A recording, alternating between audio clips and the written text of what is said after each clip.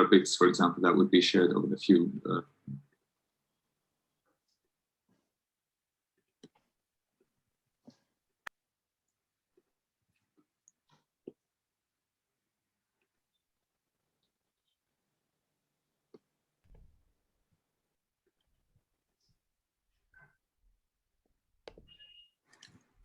Okay, we will begin soon.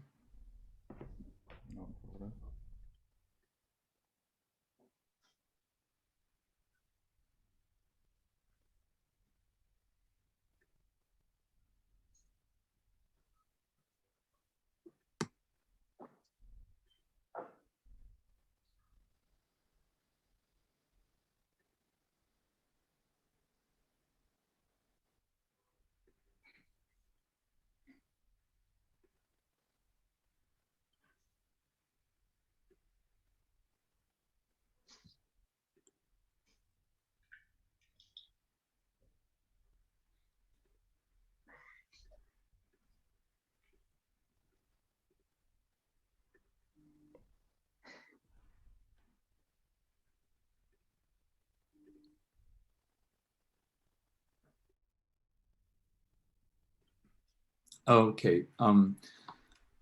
Welcome everyone to this discussion that's being hosted today by the International Commission of Jurists. My name is Asir Khattab and I'm the Research and Communications Officer for the Middle East and North Africa Program. And today we're speaking with three of our guests about a very catastrophic and tragic incident that took place a year ago, almost to the day, on August 4 at 6:08 p.m. One of history's most powerful non-nuclear explosions hit Beirut and killed at least 217 people, injured around 7,500 people, and caused major infrastructural damage that forcibly displaced around 300,000 people. A year on from this explosion, there are so many questions that are unanswered, justice yet to be attained, and rights and reparations for the families of victims and survivors yet to be attained. According to the World Bank, the explosion caused an estimated $3.8 to $4.6 billion on material damage. The explosion hit Beirut's port, and as far as we know, there were 2,700 tons of ammonium nitrate alongside other flammable and explosive materials such as fireworks, in a poorly secured hangar in the middle of a busy commercial and residential area of a densely populated capital city, likely created unreasonable risk to life as occurred during this explosion. And to discuss where we are at 1 year later, I am joined by Sarah Copland, who is a UN officer advocating and fighting for the right of her son, one of the victims of the Beirut explosion, Wadih al-Asmar, who is the president of the Lebanese Centre of Human Rights, and Aya Majzoub, who is the Lebanon and Bahrain researcher at Human Rights Watch. And to begin this discussion, I want to give the floor first to Sarah Copland, whose son Isaac, her young son, tragically lost his life during the explosion.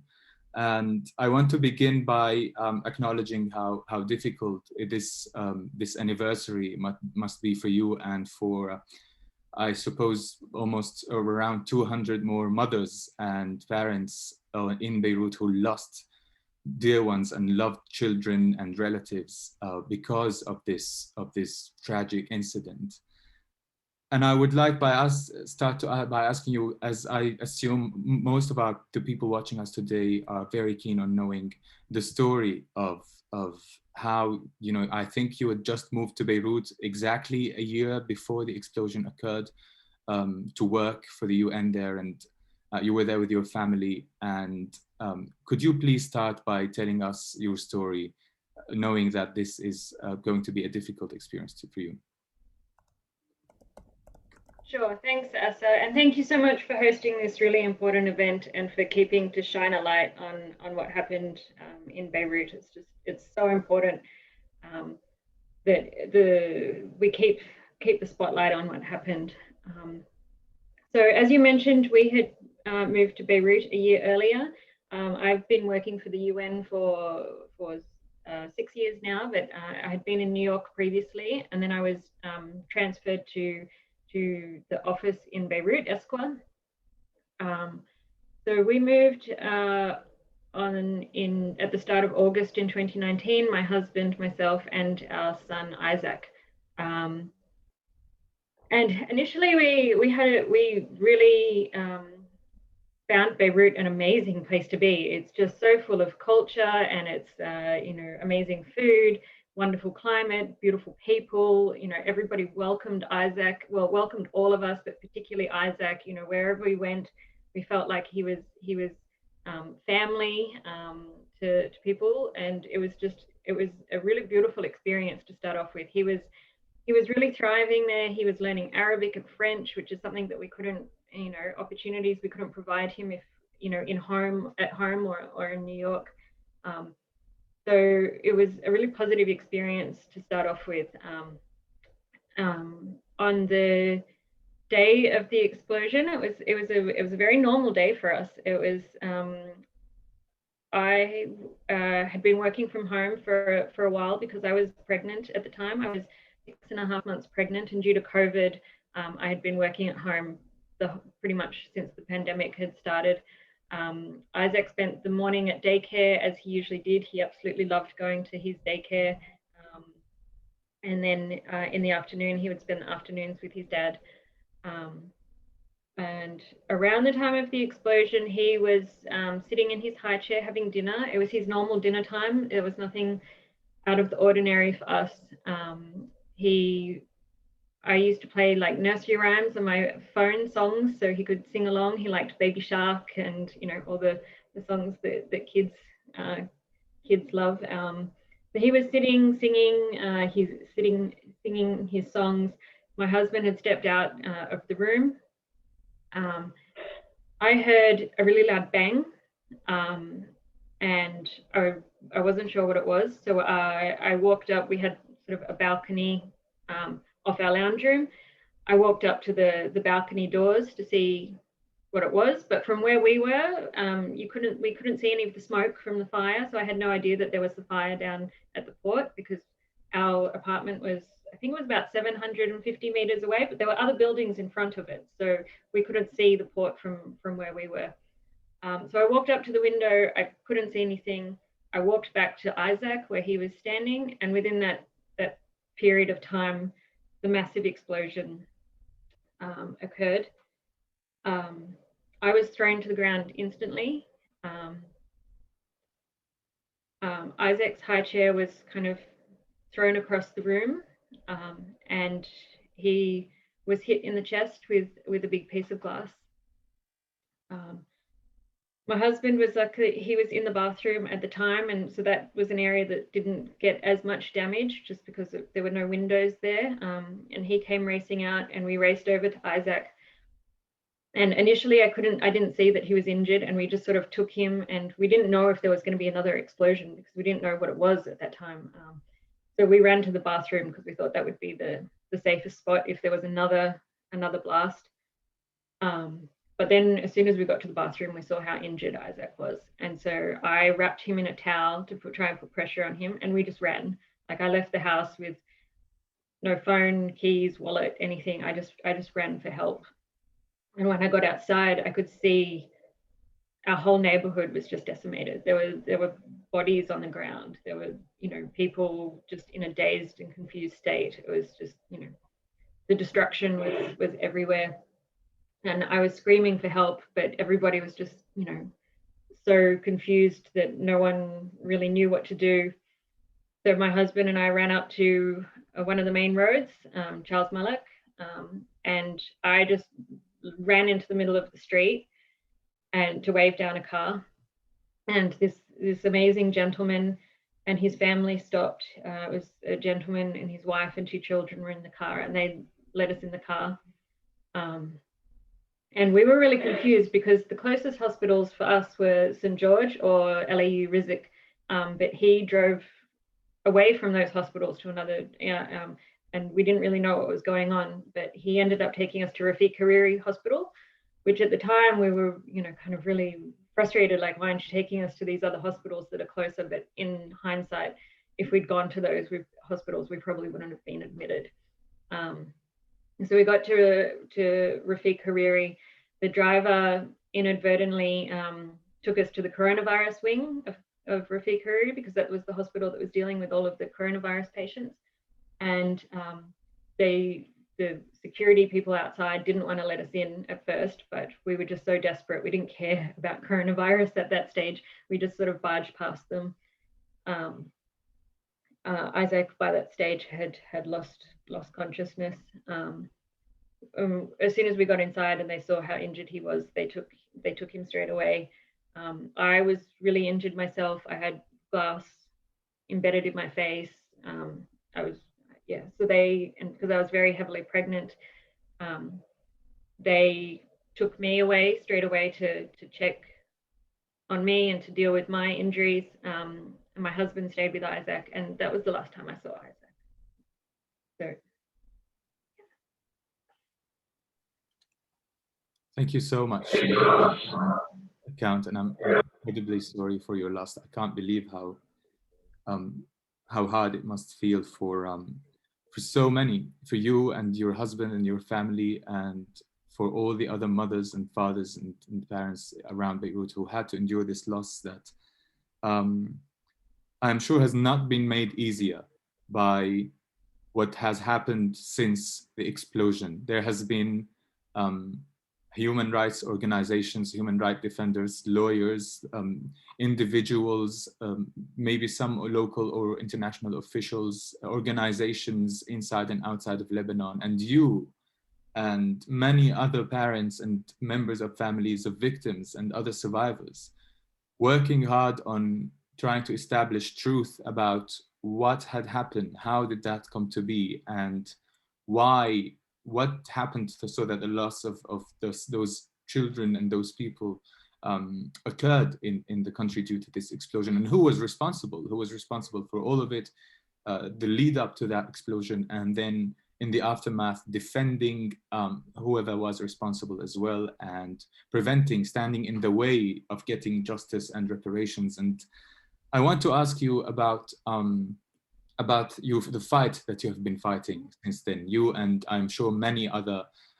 members of families of victims, and I think you are working in coordination with some of them and with some of the organizations. And we know that nothing major has happened, no big victories have happened because of so many factors pertaining to the Lebanese state and judiciary and other reasons as well.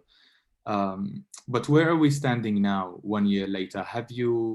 How has the fight been, and what has been attained, what's yet to be attained, and how have you been kept in the loop, for example, as families of victims about what's been going on? Because we know that you never stopped fighting and talking about your son, whether in the faces of officials or in discussions or on the media and all of that. And I'm sure that has not been easy, but we would love it if you can just tell us about this. Sure. So my husband and I left Beirut about 10 days after the explosion. We returned home to Australia, which was actually our plan anyway. We had tickets booked to return back to Australia because, as I said, I was pregnant and we wanted to have the baby at home. So when we first got back to Australia, I think we were just in such incredible shock that we were preparing for the arrival of our second son. That initially I didn't get involved in anything. I didn't watch anything. It was just too much. And I just thought, justice isn't going to bring Isaac back. So why put my energy into this fight? But over time, as I got a bit of perspective, I realized that the fight itself is important, because if we don't fight for justice, then we're saying that what happened to Isaac and to the other children, Alexandria and Elias, and to all of the other victims is okay. Like, it doesn't matter. And so the fight in itself I find is really important, to send the message that what happened is not okay. This wasn't just an accident. It was, my husband says that what happened to Isaac was murder, because negligence this extreme is criminal. It is absolutely criminal, the negligence that led to and the corruption that led to this explosion. So over time, I realized that just taking up that fight is really important, because I need Isaac to know, and I need all of the other victims to know, that what happened to them is not right. So I started doing a bit of research, trying to reach out. It's very difficult. It was very difficult initially being in Australia, not being part of that, there on the ground. I didn't know any of the other victims initially. And it actually turned out that that Alexandra, the 3-year-old girl who was killed, went to the same daycare as Isaac. So I got the number from of her parents from the director at the daycare. She told us about Alexandra, and I asked if I could be put in contact. And from getting in touch with Paul and Tracy, and also doing a bit of research, I found out that Legal Action Worldwide and alongside Human Rights Watch were starting to take up this cause. So I connected with particularly Legal Action Worldwide to find out what they were doing and to find out how I could help. Along with a group of other victims, there's a number of other victims that have connected into this. We started looking at, okay, what are our options internationally? Because I know there are people who really put their focus on the domestic investigation, and I completely understand that, because the Lebanese people deserve for this domestic investigation to work, because that would show that there's a functioning judiciary system.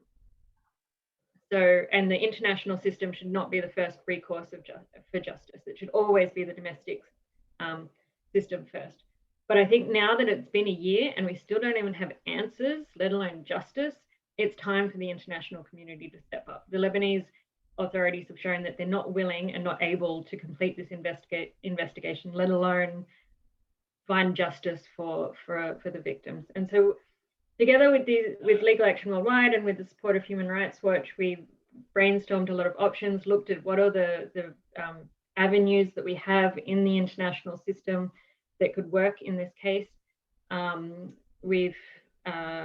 focus is now on calling for a resolution in the Human Rights Council to establish an independent and impartial fact-finding mission.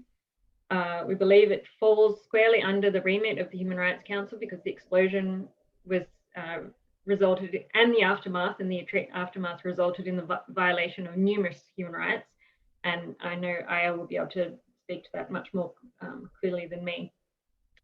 But also there's precedent in the Human Rights Council for them calling for these kinds of investigations. So we think that that's the best avenue at this stage. Initially, from what I gather, there was a bit of resistance when we, speaking to different governments, because they wanted to see how the investigation in Lebanon played out, which, as I said, makes sense. Now that we've seen so many issues, so many delays, political interference, etc., I believe that the tide is turning and we're getting more support for this push. And so it's been slow going, but that's to be expected. But I think we're making progress in getting the attention that this issue deserves. Thank you so much, Sarah, for these very important information. And I want to get back to you on this, but I think this is also a good point to hear from Wadih al-Asmar, who is the president of the Lebanese Centre of Human Rights, a center that has been also working with the families of victims and with survivors of the Beirut explosion on helping him in their fight towards justice, as well as a Lebanese NGO. And I want to talk to you about this, Wadih, and also hear from you about the scene in technical terms in Lebanon today, from your standpoint, how we've followed in the past few years, how the efforts to carry out an independent investigation into the explosion, and we saw judges who were trying to get their hands on some corruption files, pursue certain legal paths have been removed, taken off these cases. We've seen the path that has been laden with obstacles, and there have been calls for local mechanisms to investigate and to put people accountable. There have been calls for international mechanisms as well. And we would certainly be grateful if you can kind of give us also your view of how the fight during this past year has been. Thank you, Asir. First, let me just express to Sarah, to Mrs. and Mr. Copland all my sympathy for what's happened to them. I think it's not acceptable. What's happened in Lebanon, and you have said it, it's a criminal negligence. It's not a negligence where like we have a small accident. It's criminal to have left this amount of dangerous material in the middle of the town. We are not talking about an industrial action. We accident. We almost are one. I guess we have now the, I would say, despite not taking any assumption on the investigation, but we are the only country in the world that we have the biggest industrial accident, I would say, without industry. We don't have, there was no reason to have this material in this place. You know, in AZF in France, it was in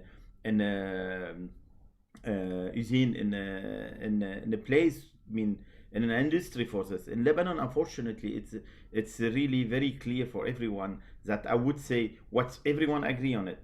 They should, those material, those nitrates should not have been at this place. And unfortunately, I mean, as a human rights organization in Lebanon, when the blast started, when the blast happened, when it happened, we were even our office, I mean, and I guess Aya also, in Human Rights Watch office of the most of the NGOs in Beirut were damaged, and we had we worked on two levels. First level, it's how to provide help, direct help to the victims. I mean, on a psychological level, on a legal level, and on a medical level, and also on cash assistance, because thousands and hundreds of thousands of people find themselves in the middle of a devastated city with no resources, because in the same time we have the issue with the bank who were blocking the money of the people. So our center for the last year, we had an emergency project for the last year. We served almost 1,500 people, which mean huge for a structure like us, offering them like around 5,000 service, and with a lot of cash assistance and legal assistance. Not only the legal assistance for investigation and for filling suit, but also legal assistance because people lost everything, lost paper, lost proof of identity, lost proof of property. So we were working on this. At the same time, and then I will come back to the complication of Lebanon. From the beginning, what we, by our experience with Lebanese, I would say, with the Lebanese justice and with the international jurisdiction, from the beginning, we advised most of the victims we were in contact on to go to their, mainly those who were binational with two nationality or who were foreigner, to go and fill a case in their own country. A lot of French people do it, some of in other country, and unfortunately, even the French investigation seems that they stopped on some places. The Lebanese. So our advice was all the time to say, as Mrs. Copland was saying, the Lebanese, we should push for an independent investigation in Lebanon. We should push. We should not take it for granted, or like drop it, the idea that we can have an independent investigation in this country. We need this country to, if we need this country to raise again, we need to have an independent justice. So our fight, all of us, is to get this independence of the justice. And at the same time, the victim has the right to know what's happened. And I do believe the idea of asking for a fact-finding mission, and we have supported the idea of Human Rights Watch when it comes a fact-finding mission. We are not talking about jurisdiction. We are talking about knowing what's happened. I mean, the families need to know what's happened. I'm part of those who said we need also accountability. We need justice. We believe that till now the Lebanese justice doesn't want to move further. They have I do believe they have the techniques. They don't need a huge technical support, but they are in Lebanon. We have an experience for the last, I would say, 25 years. We are working on human rights. When a crime is, I would say, it's we cannot use the terminology of normal, but I would say when it's non-political crime, or it's a crime not involving political people, we have an elucidation ratio amazing, huge, and a real elucidation, not like when it comes to politics, we have the feeling that it stopped. No one, everyone decide to look the other way and the other side. So now what happened with the judge, it's I would say, in a normal country, in a normal situation, we could say those are technique for the defense to protect or to get the maximum of the judiciary system to protect the people who are accused. The problem in Lebanon is that it's used even before the accusation level. That means the first time a judge wanted to convocate for investigation some politician, he was dismissed with the excuse that his house, he has interest in but all the Lebanese people, all the people living in Lebanon we can say they have interest. They are personal interest in this explosion, because either they were directly involved or harmed, or they have relatives, and Lebanon it's not a huge country, or they have relatives or whatever. So, and now with the new judge, the excuse used to block the investigation.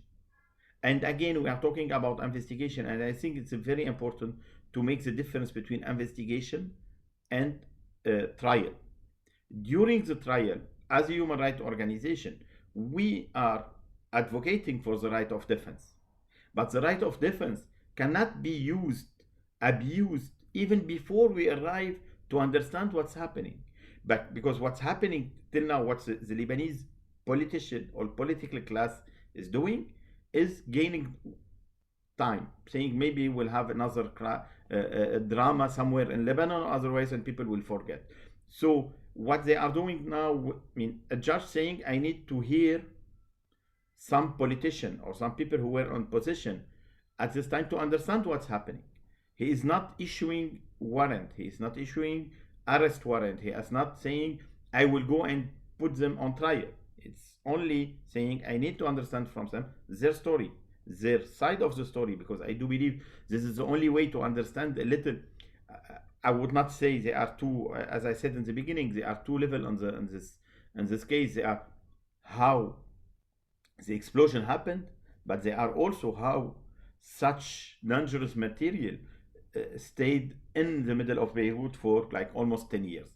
And unfortunately, we have the feeling that political class has something to hide, because they are trying to play. They are playing today with time. They are putting the investigation at risk, because with time we will lose evidence. People might die. Information might be cleaned. The people who do this, who were responsible, I would say, at least on the stay of the material in Beirut, I'm pretty sure they are doing all they can to erase any information. So this is why we believe that we need a fact-finding mission, but we need also from the international community a clear message to the Lebanese political parties and to the Lebanese, I mean, to those who are ruling the countries. I mean, there are not many. I mean, in fact, there are 7 or 8 people.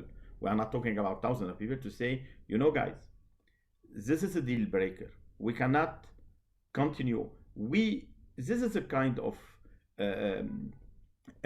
easy way to say we can put, I would say, constraint on people who refuse to go and towards the judge. We don't need agreement. We can say, and we can ask every single person, regardless the immunity he has. We can understand, again, as a human rights organization, once we come to the trial, that some people can raise immunity or use some mechanism to defend themselves. But till now, it's not about defending themselves. It's about them going and giving information to the justice to help. And I can't understand till now I would say as a Lebanese or as a human being, I can't understand that someone who could have information incriminating him or not about such uh, explosion, about such case, to not go directly to the judge and to say, this is the information what I have. I maybe took a wrong decision. I wasn't aware about, but at least this is what I was told. This is what people, because if they were somewhere, I would say a group of interests who were trying to minimize the importance of this or the risk because they were using those material for I don't know which reason. I mean, I have no idea about what they are investigating about. Then we should, the only way to identify them is to see who were the people, I would say, explaining that it's not so dangerous. It's, you know, it's as I heard somewhere, it's agriculture material. It's it cannot explode alone. It needs a lot of condition to explode, and how unfortunately it happened. How it happened, how it explodes, it's another part of the investigation. I'm afraid that this second part, it's the most complicated. In AZF in Toulouse, it took 8 years to identify the scenario. But at least in Lebanon, we are not talking. I think the family, what they want to understand, why, I mean, why no one told Sarah and the other parents that they are living like 500 meters from, I mean, no one would have stayed there. If you, we told you have a TNT plant near you, or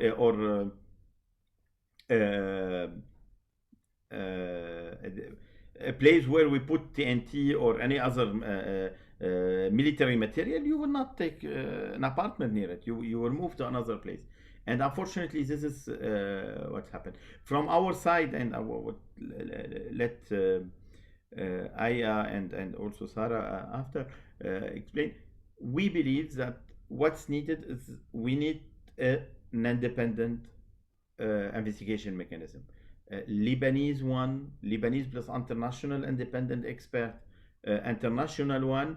This is up. I mean, at the end of the day, this is the responsibility of the Lebanese government and of the international community.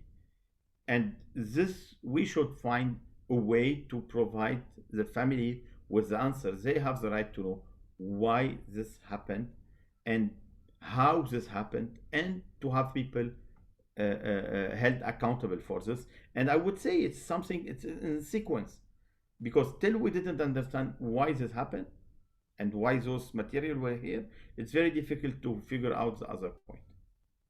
Thank you. Thank you so much, Wadih. I think that was a very thorough kind of setting of the scene that we are at now today, as we approach the first anniversary of the Beirut port explosion after tomorrow. And in fact, as it is, as you have mentioned, we've been seeing in the recent weeks the escalations of some statements by officials saying that they were not aware of the nature or the danger that these materials could have. We have seen already there are some scenes of clashes and violence in Lebanon the past few days that some people have linked to possibly attempts to divert the attention ahead of the anniversary of the explosion. We've seen what's been going on generally in the country in the past few weeks, and it all shows kind of the bleak reality that you have elaborated on. And I want to also get back to you on this, but you've also given us way to move our discussion to Aya Majzoub, who is the Lebanon and Bahrain researcher at Human Rights Watch, and whom, in fact, Human Rights Watch and the ICJ both signed on a joint letter recently to the Human Rights Council, the UN's Human Rights Council, calling for an international investigative mission into the Beirut blast, sort of like a fact-finding mission. And on that, I want to ask you, Aya, about the avenues of an international investigation into the Beirut blast, in light of also what Wadih has just said. And you know, why is that? What are these avenues? Why is that necessary? What its mandate would look like? So please, we're ready to hear from you. Thank you very much, Asad, and thank you, Wadih. And Sarah, once again, I want to express my deepest condolences to you and promise that we will not drop this case and not stop fighting for the truth and justice for the Beirut blast. Asad, to go back to your questions in terms of the avenues for an international investigation. So we did a mapping exercise along with some of the families of the victims and with Legal Action Worldwide. And the three most probable paths that we found were one, an investigation or a commission of inquiry formed by the Secretary General of the UN himself, who has the power to unilaterally convene such a mission and send it to countries to investigate allegations or violations of human rights. Unfortunately, the current Secretary General has not been using this prerogative that's given to him by the UN, so we weren't able to move forward on that path. The second path is an investigation conducted by special rapporteurs. These are UN experts that are appointed to look into some human rights issues within their mandate. So there are UN special rapporteurs on the right to food, UN special rapporteurs on the independence of the judiciary, and there is an UN special rapporteur on, his name is very long, but it's the human rights implications of the storage and disposal of hazardous substances and waste, something like that. So we reached out to him right after the explosion, and he saw this as falling within his mandates, but he didn't move forward with an investigation. So the path that we have now landed on, and the one that we are pursuing most actively, is, as Sarah mentioned, an investigation established by the United Nations Human Rights Council. So I can explain a bit, what that means, how we can go about advocating for this, and where this advocacy stands now. So the UN Human Rights Council it's the premier international body that monitors states' human rights compliance, and it monitors the compliance of all of the states, from the US to Lebanon to Australia to Canada to Bangladesh. It conducts a universal periodic review every 5 years of the human rights sort of record of all of the states in the world. So Lebanon is already subject to the to monitoring by this body. It's made up of 47 member states who, with representation from all of the different geographical areas in the world, and there is no veto power in the Human Rights Council. Everybody has an equal vote, and decisions are adopted either by consensus or a majority vote. There's no veto. And so what we need now in order to establish a fact-finding mission or an investigative body is for a state or a group of states to put forward a resolution at the Human Rights Council establishing such a body. And then this resolution would be voted on by the 47 members of the Human Rights Council.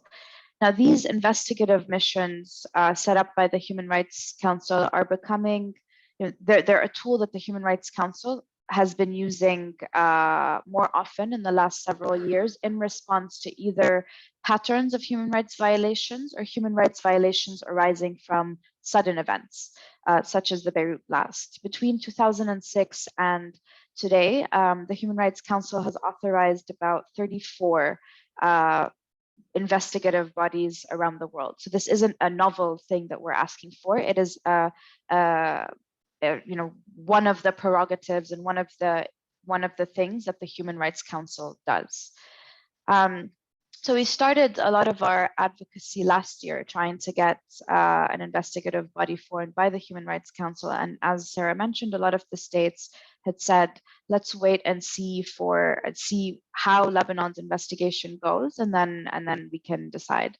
But it's been a year now. We have seen very clearly the political class put up roadblock after roadblock for the investigation. They've tried to obstruct it, they've tried to delay it, they've tried to cast doubt on the integrity of the judge leading the investigation. They've dismissed him wanting to charge them as politically motivated. So we're seeing them really use every tool in their toolbox to avoid accountability and to perpetuate this culture of impunity in the country that unfortunately we've become very accustomed to. But the families of the victims, and we are adamant that this time will not be like every time. The scale of the crime that was committed, the scale of the damage, the scale of the loss is so unacceptable that we really think that the Beirut blast could be a turning point for justice in Lebanon. Now, how can the international investigation aid the justice process in Lebanon? As Wadih said, the distinction between an international investigation and international tribunal is key. We're not asking for an international tribunal. We are asking for an international investigation that can establish the facts around what happened in a credible, independent, and impartial way. So how can this aid the domestic investigation, which is looking at criminal accountability? The international investigation cannot replace the domestic proceedings, because at the end of the day, you need criminal accountability proceedings in order to hold those individuals accountable. But what the international investigation can do is, one, help the judge with establishing the facts. So the case was referred to the Judicial Council, and by law, in this Judicial Council, there can only be one judicial investigator. So there is one person in Lebanon today leading an investigation into one of the biggest crimes in Lebanon's history. And he only has with him 4 trainee judges. He's sitting in an office at the Justice Ministry with one computer, with barely any electricity most of the day. And he is tasked with investigating one of the biggest crimes in Lebanon's history. And he is up against a political class that has proven to be resilient, that's proven to use every tool at its disposal to evade accountability and set up roadblocks for accountability.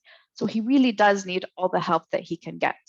How can the international investigation help him? One, they can help him with technical resources and provide him with expertise on how these investigations are usually conducted in line with the highest international standards. These are experts who, usually experts are appointed on the basis of their previous expertise. These are people who have conducted such investigative missions in other parts of the world. So they can really lend some very important and necessary technical expertise to Lebanon in order to help uncover why the ammonium nitrate came to Lebanon in the first place, who knew and failed to act, and what triggered the explosion on August the 4th. The second thing that the investigation can do is also conduct an investigation to the highest international standards. And what one of those is related to is witness protection. So Lebanon doesn't have a witness protection program. And so it may be the case, we don't know, but it may be the case that some people do have information that could aid the investigation, but feel unable to come forward because there's no witness protection program in Lebanon. This is something that the international investigation would be able to provide. The third thing is that the international investigation could immunize the investigation from the political interference that we've repeatedly been seeing in the domestic investigation. As I mentioned, the judge is himself investigating one of the biggest crimes in Lebanon's history, and his decisions and his going after some leading security officials and leading politicians can have the impact of slowly starting to, disintegrate this current ruling class. Responsibility for something like this and the precedent of lifting immunity and prosecuting these individuals may set the stage for future prosecutions. We've already heard that some of the families of the victims who are demanding immunity be lifted and are leading the fight for justice have started to get threats and intimidations. If the families of the victims are starting to receive threats and intimidations, can you imagine the kind of pressure that this one judge is operating under. So international investigation could help immunize the investigation from these political interferences and these threats. And because it's not a criminal accountability body, it can, display the facts or investigate the facts as it finds them without having to abide by this complicated web of immunities in the criminal justice system in Lebanon. Once they've identified who is responsible, who knew, what each person knew, and what their mandate to act was, and have made this information public in the report that they submit to the Human Rights Council and to Lebanon, then the judge has a much stronger card to play in asking for immunities to be lifted. Because now that the people who the judge wants to charge are dismissing the charges as political, they're saying we didn't know, there's no evidence against us. Once an international investigation has already determined who is responsible and what they knew, it becomes much harder for them to hide these facts. And the judge then has more support from the public and the international community to fight this battle around lifting the immunities so that these individuals who the investigation deemed to be responsible can then be brought to justice in the Lebanese criminal justice system. So this is how the investigation can help the local investigation.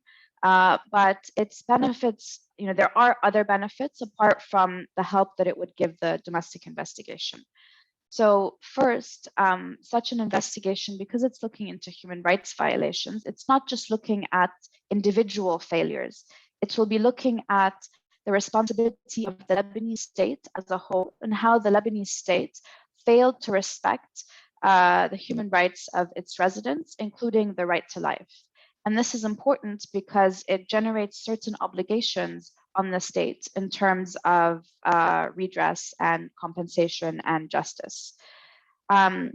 Second, the international investigation can also investigate the domestic investigation, so to speak. They can look at the various roadblocks, the various delays and obstructions that have hampered the domestic investigation. They can identify who is responsible, and then they can also recommend measures to reform our justice system in line with international human rights principles in order to make sure that, whenever there is if there is another crime or atrocity committed in the country, that we have a justice system that's capable of leading the charge for truth, accountability, and justice.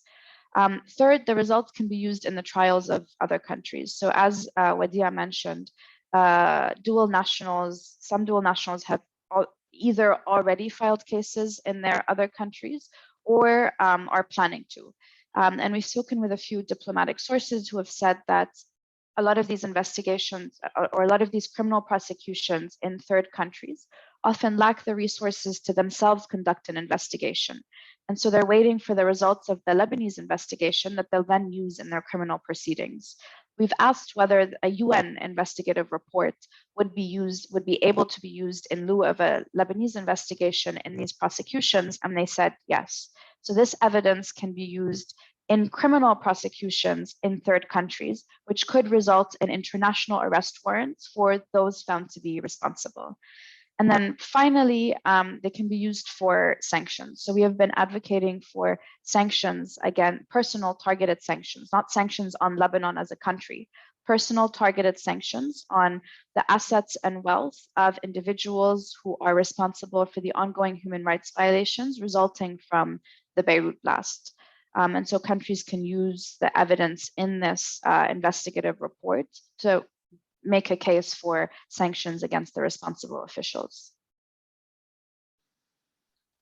Thank you so much, Aya, for all these details. It's important from what I understood from you and Wadih to kind of draw this distinction, but at the same time, this kind of how the both domestic and international mechanisms could be intertwined, like rather one replacing or substituting the other, or even undermining the other in a certain way. Do you believe that it's a risk we're running every week or every month that goes by before this such a mechanism is put in place and such an international investigative body has started to cooperate with a domestic mechanism, because some changes are being made, some judges are being removed, the scene might be set in a certain way by the political class in order to ensure that when an international investigation begins alongside the domestic investigation, enough, and as Wadih said, enough evidence, enough information could have been destroyed or removed or put away. How urgent is it that we need to, this thing needs to happen in order to not be undermined by these events? I mean, it's urgent first and foremost because the Lebanese public and the families of the victims and the survivors have a right to truth. So, I mean, that's number one. But on the other points that you raised, I mean, absolutely, we do have fears that evidence is being removed. So right after the explosion, there were 2 fires in the port, and many raised concerns around whether those fires were intended to destroy evidence from the port. A few days after on the Sunday following the explosion, Al Jadid television also photographed an advisor from the Ministry of Public Works removing official documents from the ministry. The Ministry of Public Works oversees the port. To our knowledge, these incidents haven't been linked to the investigation into the blast. So we do have concerns around evidence tampering and concerns that those are not adequately being investigated by the domestic investigation. But then also, I mean, as Wadih mentioned, I mean, it's important today before tomorrow, because as you're investigating things that have happened in the past, you rely on people's faulty memories. People, you know, if you read a lot of things in the media, people start to confuse what they know from the media versus what they know to be a fact from their own experience. And so it's incredibly important to, you know, to establish such an investigation without any delay. Now, a lot of people are saying, well, it's already been a year. What are they going to find now? And I can tell you from the investigation that we've conducted as Human Rights Watch, which will be out tomorrow, there is a lot of evidence out there already. There's really a wealth of information out there, and Lebanon is a very leaky place. It's not hard to get evidence in Lebanon, and Lebanese officials also have been very quick to point the fingers at each other, and so we haven't really faced much trouble getting the information that we need, because everybody is very quick to explain their side of the story, deflect blame for themselves, and then blame it on somebody else. Nobody's not, I find it very hard to believe that Lebanese officials are going to want an international investigation report to be out without them having had a chance to say their piece and to deflect culpability and blame for from themselves. Thank you so much, Aya, for this answer, for all these details. Sarah, we just heard also after your statement about... Asad, I think we lost you. Yeah. Can you not see or hear me? Hello?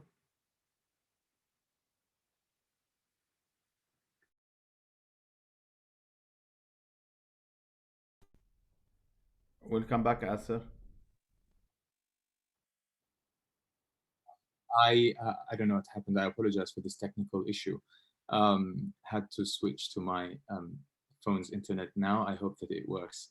But yeah, I was just thanking you, Aya, for the details that you provided, and kind of, Sarah, I wanted to get back to you after what we've heard from Wadih and Aya about also their view and their how CLDH and the Human Rights Watch also have been handling the issue for requesting the domestic and international mechanisms and how they could work together, and with individuals and survivors and families of victims, members of families of victims like yourself. And what Aya said about the threats that some of those members of families of victims are receiving are unfortunately somehow not shocking for someone who knows how the political class perhaps and certain parties of Lebanon have worked in the past decades. But these attempts to tamper with evidence and these threats to people and the absence of witness protection mechanisms make me want to, and I want to come back to each one of you for closing remarks as we're about to wrap up this discussion about the way forward for you and people like you who are still leading this fight on behalf of those that they have lost, and some of them working from inside Lebanon. It's not per se an optimistic view that we can take on things going better now, especially in view of what's been happening in Lebanon in the recent weeks. And I wanted to hear your opinion on this.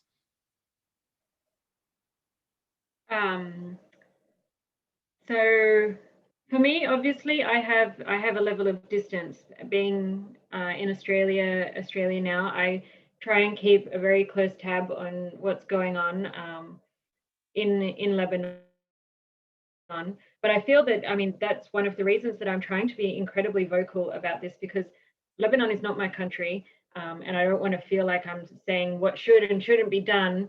But I'm working with victims who are still in Lebanon who face those threats.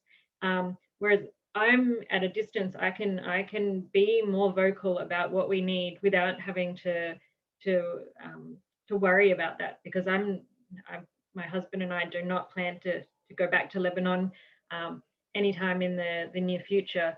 So it's incredibly distressing to see the other families being, when they've gone protesting, met with tear gas and riot police. It is just incredibly distressing.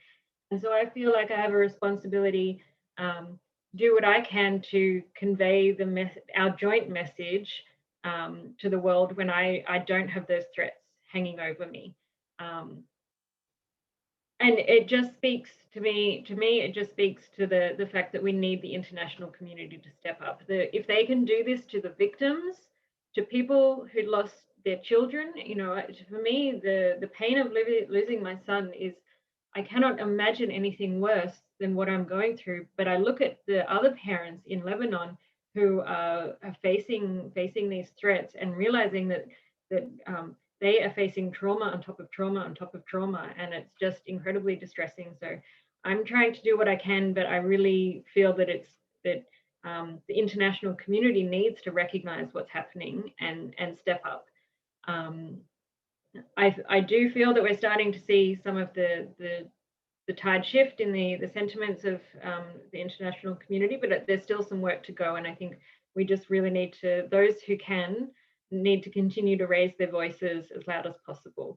Because I just reiterate, they blew up a city. They blew up a city and nothing has happened. There's been no accountability.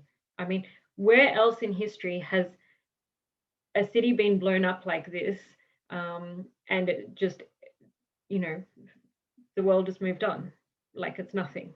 And that is not right. So we'll keep going. It'll be slow, but it has to be done. Isaac deserves the world to know that it deserves the world saying that what happened to him was wrong.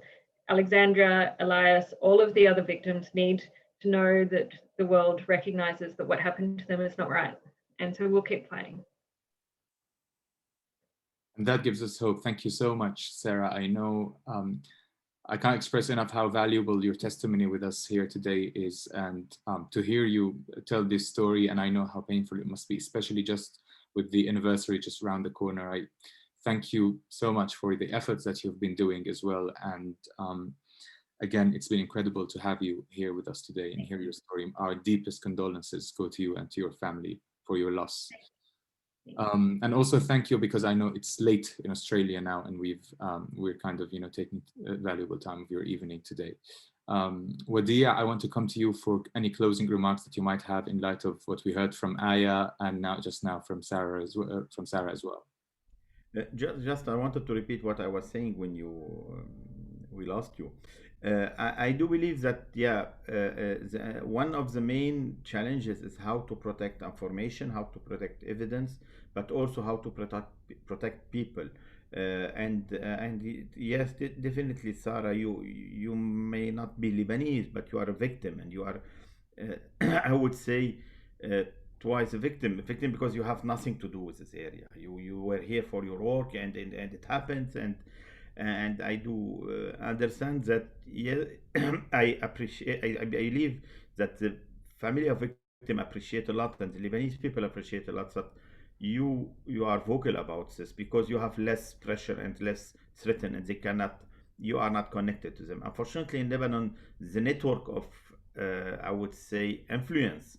It's when we are not talking about direct threat of saying, if you do this, we will do this. It's about advices, small talk, saying, you have to move forward, think about your job. You are working in this area, so you are linked to those people. So maybe you should keep quiet, so they keep, like I would say, have a looking to you was like a victim, but don't be a victim asking for justice. Stay as a victim, so they will help you, they will be nice with you. But if you became I would say a fighter, a victim fighting for your rights, for accountability, for fight against impunity, then they will see you as a threat, and they will this might create a problem for you. This is why also international and local NGOs, we have to be vocal about, and we say it most of the time, the truth is needed for the family. The justice and the accountability is needed for the family, but it's also our duty as an NGOs to fight for it, because it's very easy to put the family in front and to say, this is the fight of the family. No, the family has rights, and they have the right to fight for their rights, or to not be able to fight for their rights, because sometimes the pressure is too strong, and our role as NGOs is to step up, to step in, and to fight for those people, to fight for their rights, and also to protect them from such pressure. And I do believe that a lot of NGOs are trying to do this in Lebanon. Human Rights Watch, definitely, we are doing this, but there are other NGOs and groups trying to do this. And I do believe that we should keep, there are two, again, we get back to this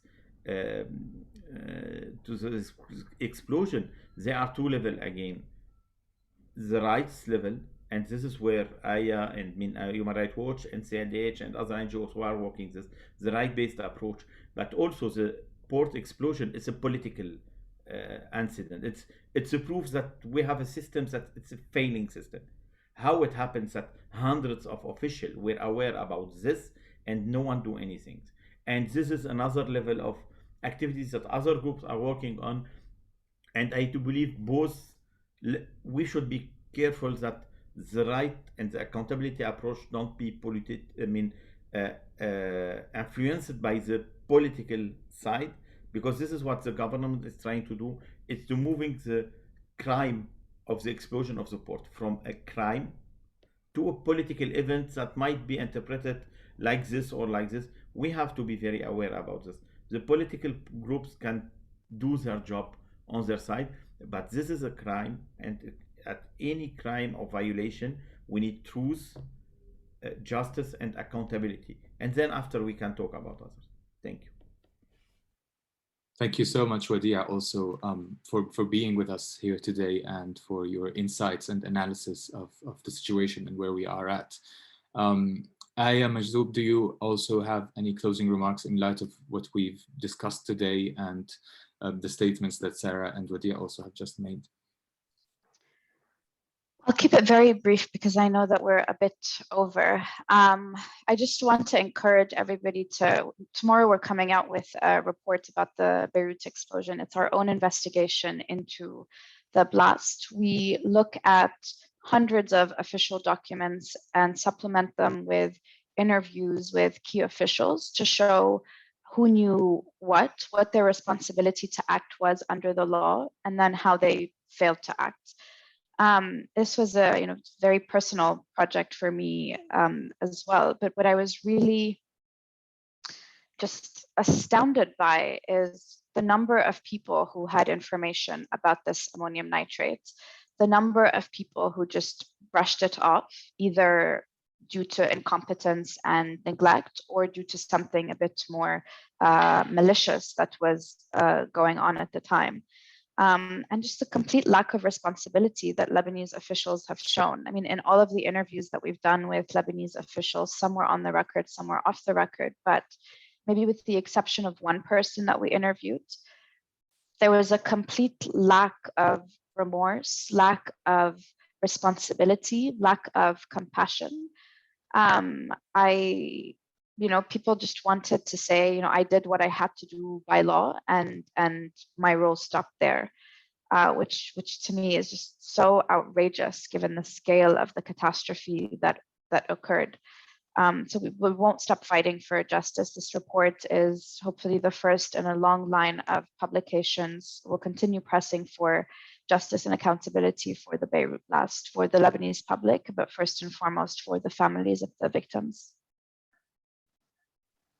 Thank you so much, Aya. And I do also thank you so much for being with us and for the work you've been doing. And I know that it's also, all of you are working on this issue of the Beirut blast and on the rights and justice to the victims and survivors and the city of Beirut. And I know that we all have your own personal stories also with it that are, cannot make it any easier. And we do also acknowledge this. I do thank you all for being here with us today with the ICJ and for discussing your views and your analysis on where we are at.